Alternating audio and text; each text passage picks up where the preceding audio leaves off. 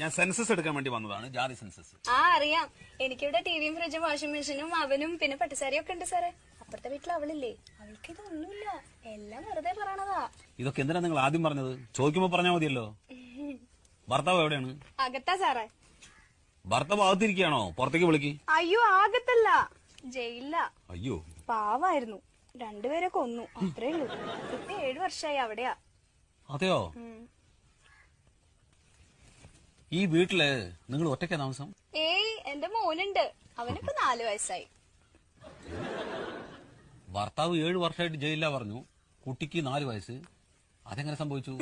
അതാളെ ഇടയ്ക്കിടയ്ക്ക് കരോളിന് വരുവേ. കരോളോ?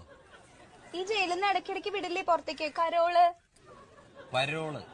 ആ ചില സ്ഥലത്ത് അങ്ങനെയും പറയും. ശരി, പേര്? വത്സല.